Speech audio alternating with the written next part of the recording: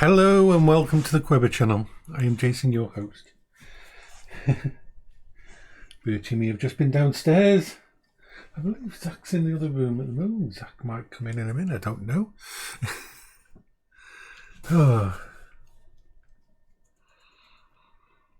pretty good.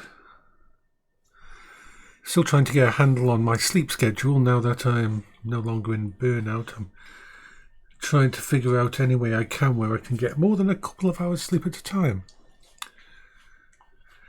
The biggest problem is that when I wake up from those, let's say maximum 2 hours sleep, if there's anything at all on my mind, any direction that my ADHD brain wants to go, or anything that just pops in there, then I'm going to have to get up and deal with it before going back to bed. And if I do that, I might not be... You know how it is. Or maybe you don't. But if you wake up during the night, you go to the bathroom, you come back, you can usually get back asleep pretty quickly because you're still half asleep. But if you get past that point, you might not be tired enough because you've already had a couple of hours sleep to get back to sleep, even though you need the extra sleep.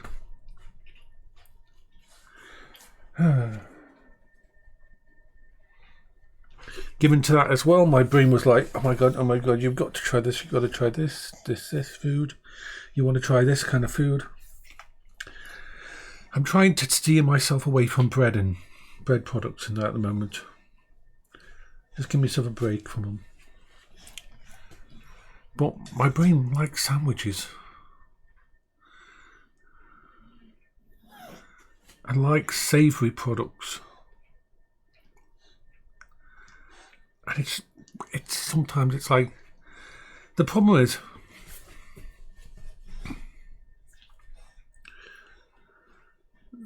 autistic brains, ADHD brains, bipolar, whatever you want to call it, neurodivergent brains don't work the way a normal brain does.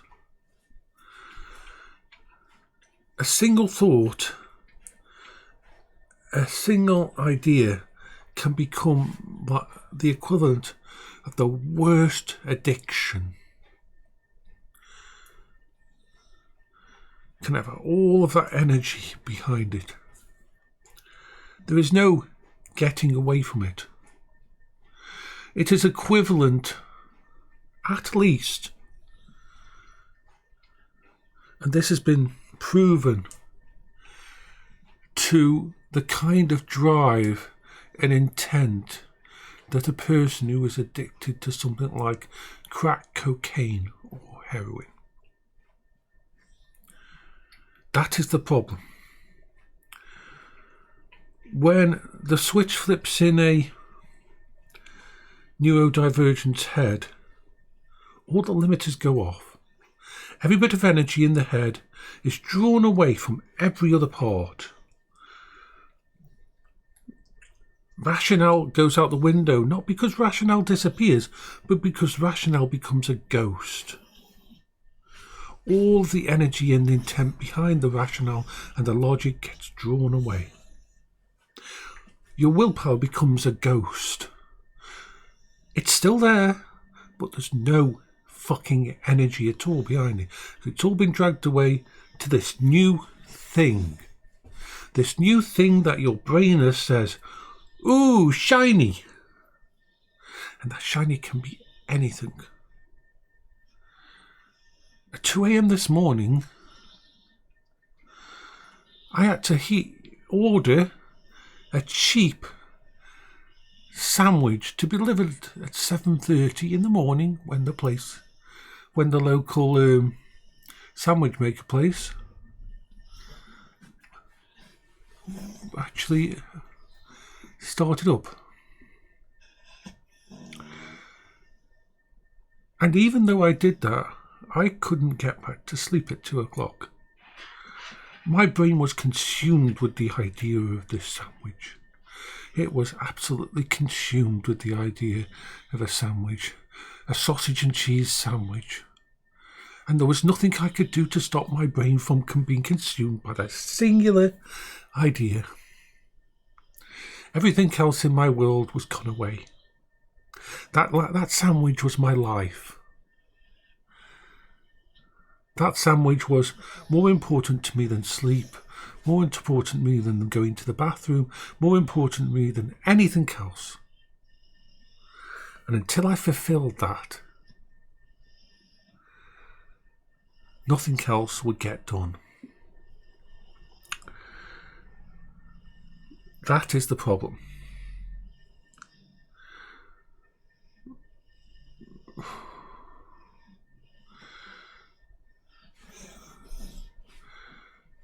There is only so much mental bandwidth or energy or whatever you want to call it in your brain. And when these kind of functions can grab hold of that kind of thing,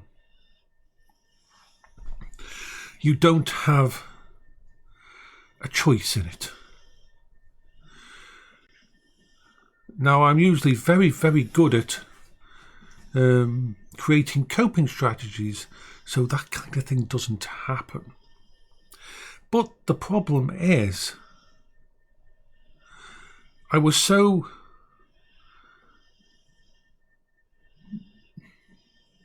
deprived of my normal energy because of the burnout that I was just coming out of, and I was deprived of energy and alertness because I had only had 2 hours sleep for that night, and therefore I didn't have my audiobook on. I didn't have something on to keep me from going down different paths, and so it got into my head the idea of this fucking sausage and cheese toasted sandwich.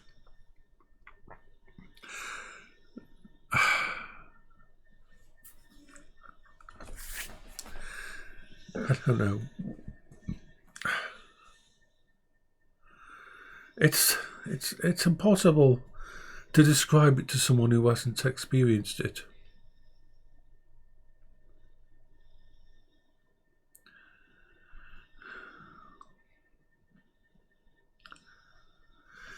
It can be anything. It can be a new game.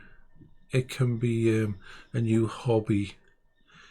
It can be a picture of something, a painting. It can be anything. The brain will completely and totally obsess over that particular item.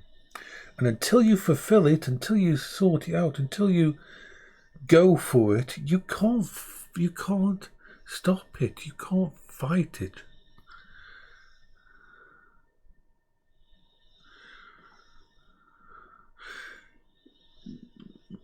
If you are addicted to any substance, remember what it's like when you're jonesing for a fix. When you're at that point when you really need it. When it consumes your mind. All thoughts of not doing it anymore, all thoughts of stopping yourself, all thoughts of staying away from it. Doesn't matter how much rationale. I've watched documentaries where heroin addicts have stolen from their own parents, deceived, lied, taken from the ones they loved. Because in those moments, their next fix is more important to them and overrides anything in life. But imagine if that same kind of drag, that same kind of pull could happen because you see a new desktop mouse that you like the look of.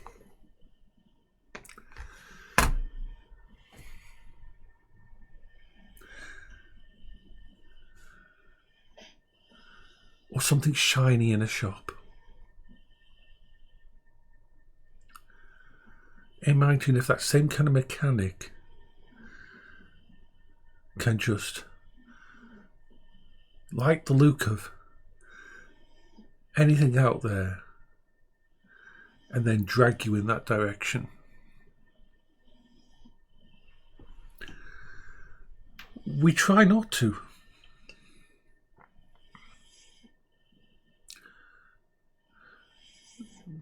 This is why a lot of neurodivergent people have really, really bad purchase control and can end up spending more than they should.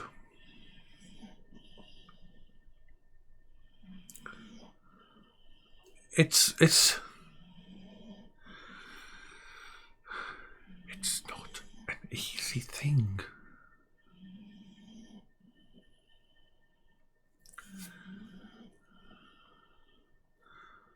Especially when you're logical.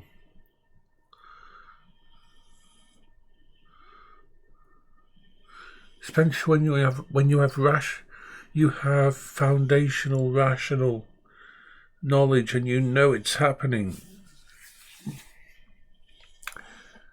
But thankfully, because I keep my brain so occupied with other things,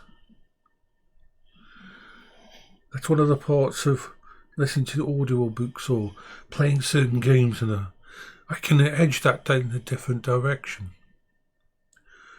But it's not always easy.